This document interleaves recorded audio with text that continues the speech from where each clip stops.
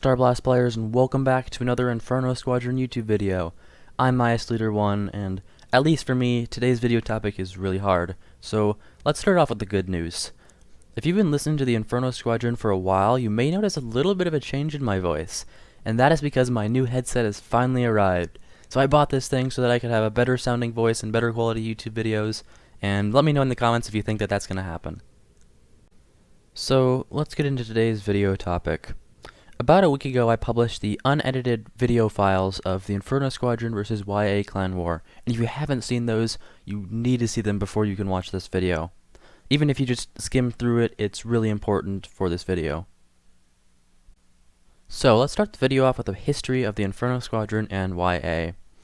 About 9 months ago, we had our first clan war with YA, and that was actually the first clan war victory we ever had.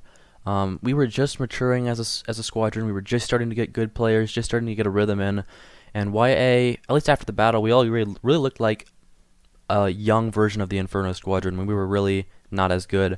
And we really enjoyed this battle because not only was it helping our skill get better, and not only was it our first win, but we were also helping YA start to improve like we had. So it was really cool to kind of see like a sister clan, you know, something like around those lines. So we went into that battle trying to win because we had never won a clan war before, and we handily destroyed them at tier 4. It was not a hard battle. So then if you want to turn back the pages in time to the first YouTube video this channel has published, that was a video of our second clan war with YA. And that one has a commentary with DKP. It was a really fun battle, and we knew, obviously from the first battle, that YA was not close to as talented as us. So in this battle, I wanted to make things more fun, not only for our clan, but especially for YA, because getting destroyed 2 times in a row, it's happened to us before, it's not a fun thing. It really brings just morale down. So we wanted to have it more competitive. We were still probably going to win, of course, we knew, but we want to have it more competitive, get a higher tier, not just wipe the floors with them at tier 4. If you want to watch that video, I would encourage it because it'll help you see like YA's skill level and what we were expecting in this battle. So please do that if you want to. So the preparation for this battle was pretty simple. We had like 14 people saying they could come. Not everybody could make it, of course, but we had a lot of people. And so in preparation to this battle, I really wanted to put in a lot of new, untested players that had just joined our clan, just to see their skill level and also get them experienced in clan wars, of course, so that they could fight with us in the future. And of course, to ensure that we had a winning chance, I put in 4 veteran members, me, Purple, Hazard, and Devil, who have all fought together in clan wars before, just to be, to tie all the newer players together. So in this clan war, we had 2 players who had never fought in clan wars before, IS Ray and IS DIW, I think that's how it's pronounced. So these players had never fought in clan wars before. I'd actually never even played with them before, so this was kind of my, hey, you've never fought in a clan war before, let's put you in against YA, which is an easier opponent, and see how you perform.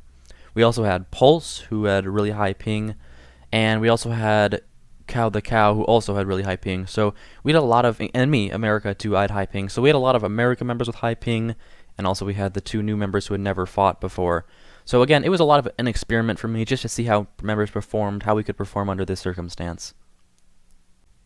So this battle was set to be an 8v8. YA decided that number, and we were fine with it, of course, because YA, we can't force them to bring more players than they have. So 8v8 was fine with us. We liked that number. We had for sure 9 players coming. DIW was our ult, so in case one of our players couldn't make it, or in case they brought extra players, he would be subbing in. So in preparation for this battle, I had Purple, because he's really experienced and he actually has the settings for team mode, which I got messed up and now I don't have anymore. But I had him create the game, so I'm like, Purple, create the game, send them the link, and we all joined in, right? And then immediately after we get a DM from YA saying, hey, no, we're hosting the battle. And I was like, alright. If you'll remember from our Was EOT cheating video, they also insisted on that, and I'm like, I really don't think YA would cheat, and I was kind of talking with Purple and got the other guys in the VC about that, like, I really don't think they'll cheat, so let's let them host, because maybe they had already started, they had already got the game ready or something, I don't know, but I'm just like, hey, I guess we'll agree to it, and you can host. So I join into the game, and immediately I know it's a modded game. So there's 2 ways in Starblast to make a custom game. The first is to click Create Custom Game. You're given a set amount of settings to change, like map size, ship speed, gem drop, asteroid count, all this stuff, asteroid map, all that stuff, and you hit Create, and it generates a link for you, and you send that out to people. And that's always how we create our games, because that's the way to know nobody was cheating, right? Because we can't mess with any of the ships or anything like that. The other way is to create a modded event where you actually code the game in, and then you, inside of that modded event, you can start messing with things like different ships, different stuff like that. And that, of course, is what in the Was EOT cheating video, that is what we believe they did. So again, I hear it's the music that tells me, because that music is only used in the modded events and like mods. That's not an actual vanilla team mode music. And I hear that music and I'm like, it's modded. And then I look at the leaderboard. Guys, this just makes me sad. But you can look at the leaderboard here. This is not YA. We're not fighting YA anymore. This is actually a mixture of clans here. And it's just unfortunate. It'd be like if the Inferno Squadron said, hey, let's go fight like Borg or something, and then we say, it's gonna be Inferno Squadron versus Borg, and then we list like the top 3 members of Inferno Squadron plus the top 3 members of RR plus the top 3 members of GG or something. It's like, that's just not fair. Like, I don't know what YA was thinking. Maybe they didn't even have enough members for an 8v8. But like, man, we'll do a 3v3. If you have 3 members, we will 3v3 you in a legitimate clan war if that's what you want, because we can do it. But it just makes me sad how this lying happened, And anyway, after the battle, we go through, we do a little bit of research. All the people with war in front of their name are actually EOT members, which is really what takes my suspicions off for this game. Like, you watched our Was EOT cheating, and we in the Inferno Squadron, at least, we believe EOT was cheating. Of course, we don't have definitive evidence for that, but here they are again in a modded game, and I'm just like, yeah. This game could be anything. This game is like, in my mind, this game's not even legitimate anymore, because we're fighting against a team who is in a modded game and is known for cheating. Like, what can I say? So in the end, of course, our evidence comes up to show this is YA and EOT and TR, actually another clan. They've all come together, and they're all fighting us in this battle. If YA would have said that they had brought these people, this battle would have been a 100% different thing.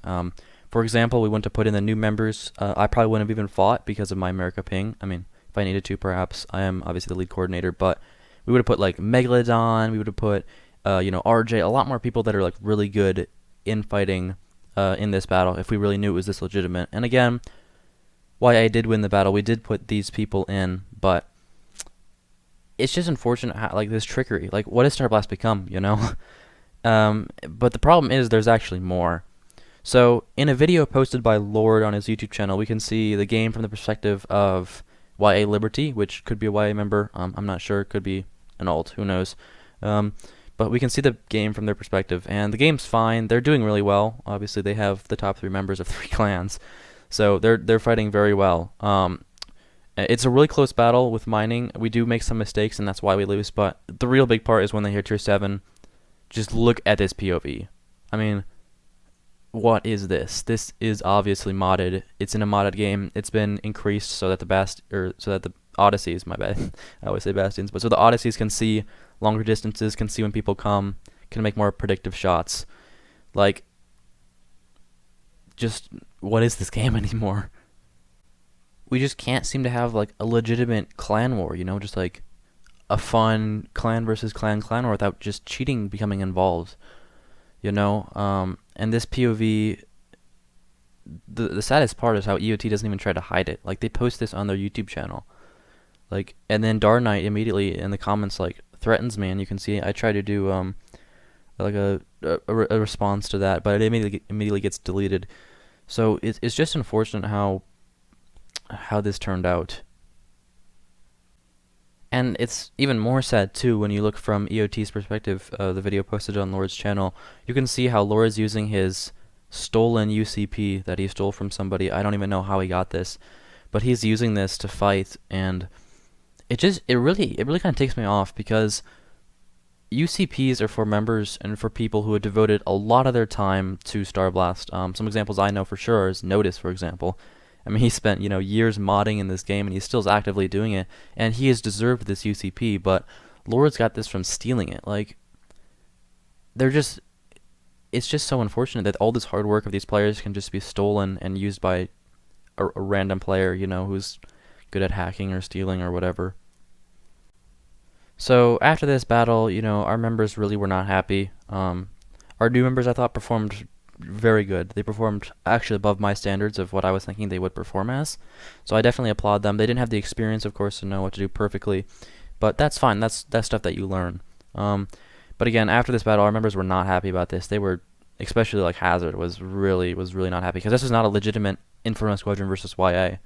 This was Inferno Squadron versus YA and TA and EOT, and we knew nothing about it. So I guess YA, if you ever want to have a legitimate clan war, like if you have one member, if YA leader, if you want to do a 1v1 duel against one of our members for a clan war, like I don't care, alright? As long as like these clan wars become more legitimate, because it's the second time in a row we've now been cheated against using modding, and we don't respect this. We don't want this to happen anymore. So if we ever do a clan war in the future, either we're hosting this battle and we can even video us creating the battle using the custom game link, or we can have a third party host too, which I'm fine with. Either way works, but we're not going to have another team host this battle, alright? We've been cheated against twice in a row, and we cannot have this happen again. So, in conclusion, cheating is not acceptable, and you will be found out. Like, you can't keep this secret, alright? So, in the future, of course, all of our clan wars we're going to try to make as legitimate as possible. If we do really any again, there's not many clans in Starblast that are willing to do a clan war. But in the meantime, we'll just continue doing really fun events. We'll continue training new players, doing all this really fun stuff, and I hope you'll join us in that. That would be awesome. If you don't have a clan, we would love to help train you to become a better player. We have a lot of experts in our clan who would love to do that. And if you're an experienced player, come in and help train new players. Or if you already have a clan, just come in as a guest and join us in our events, because they're really fun and they help bring life to Starblast, because it hasn't been updated, in X amount of years. And like these events, these are a very unique way of making your Starblast experience a lot more fun. So if you learned something out of this video, or want to see more videos like it, or even just enjoy our other videos we've done, please subscribe. It helps out so much. Leave a like, leave a comment, help bring life to the Starblast community. But especially subscribe, because I got some really cool plans coming up for the future. And I know I've talked to a couple of you about that, but you guys that don't know, I got some really cool plans coming up, and you're not going to want to miss my announcements for when those are and how those are going to be done. So thank you for watching, and have a great day.